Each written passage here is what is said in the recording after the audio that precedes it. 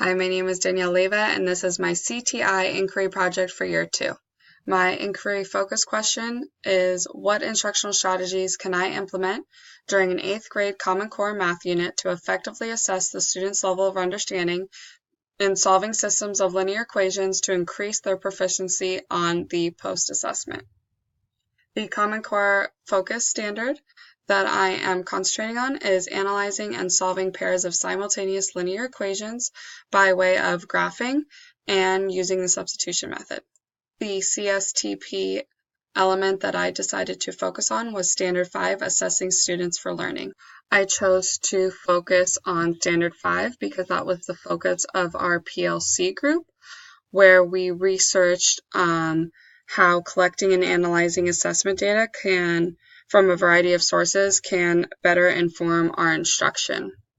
I also learned that the assessment process is an ongoing, continuous process that involves collecting and preparing a variety of data, interpreting that data, and then using that data to modify and adjust your instruction.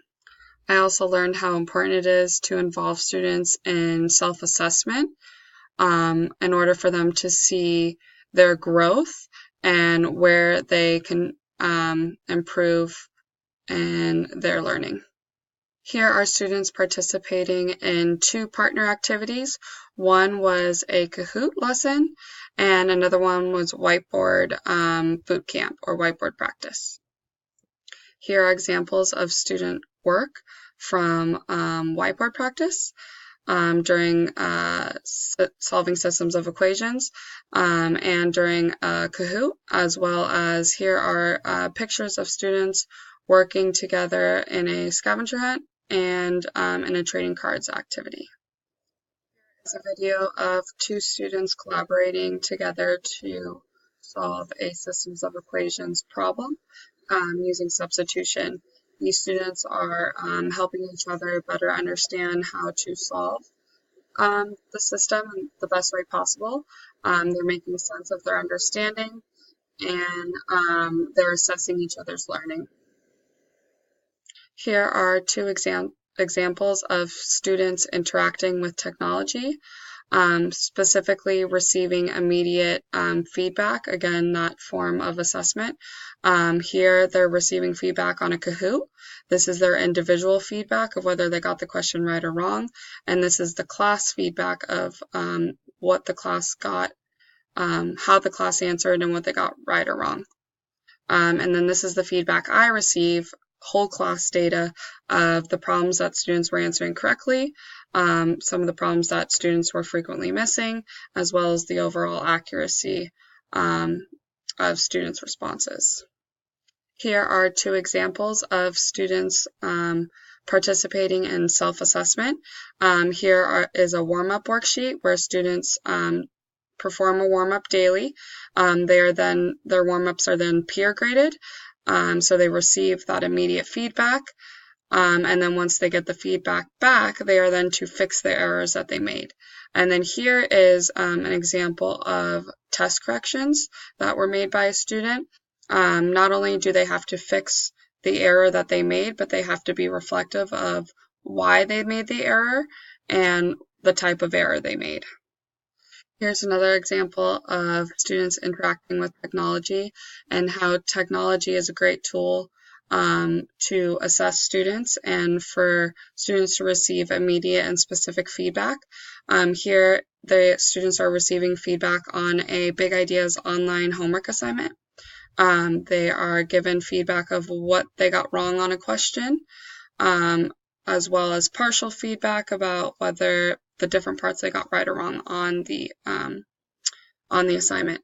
And then I get a full set data of a full class set of data of the questions that were commonly missed or commonly answered correctly, as well as their overall scores. And students receive the same feedback as well. Here are 2 examples of student table of contents. This was something new I implemented for this unit, and it was a way for students to visually track their progress throughout the unit, starting with their pre-assessment all the way to their post-assessment, and everything in between, which was homework and classwork and any formative assessments.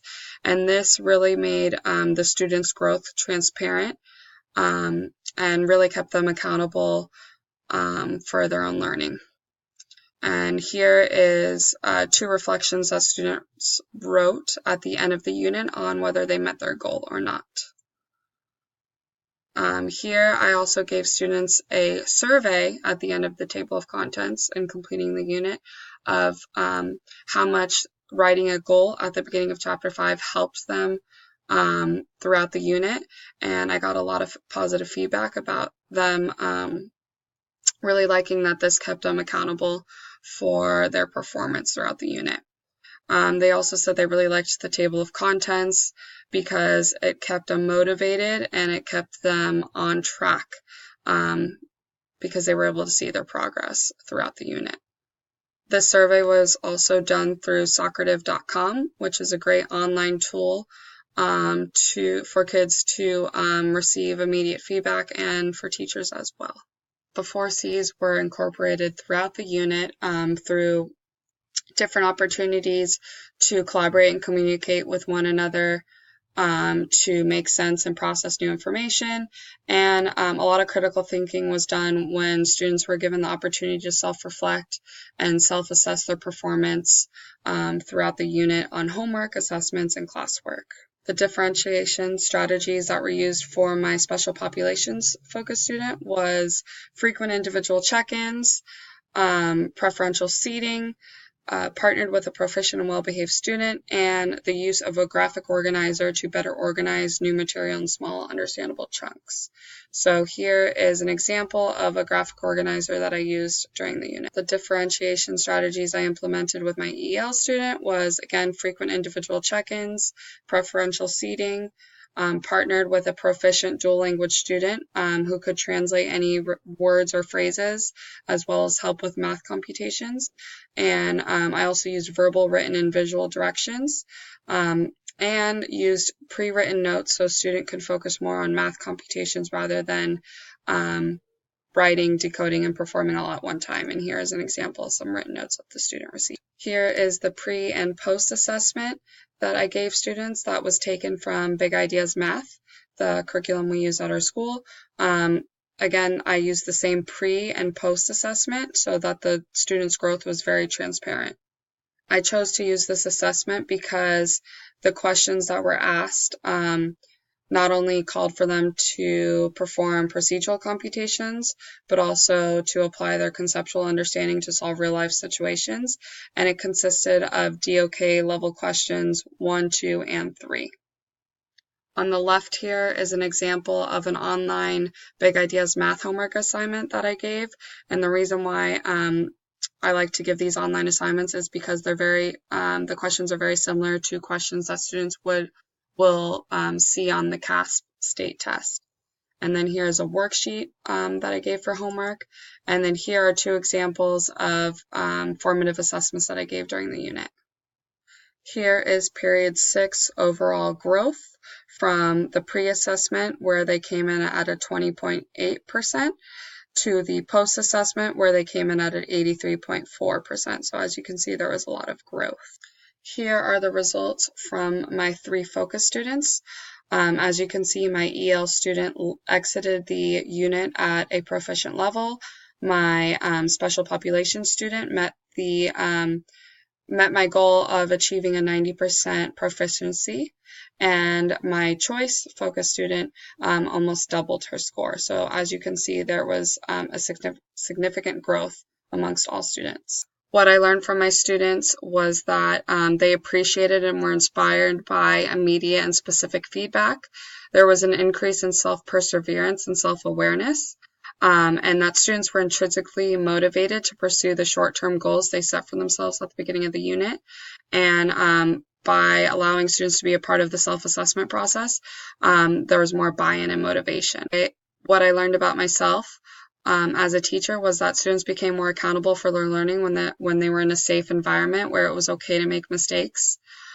Students' ambition increased when they were conscious of the lesson or unit purpose and wrote individual and specific achievable goals.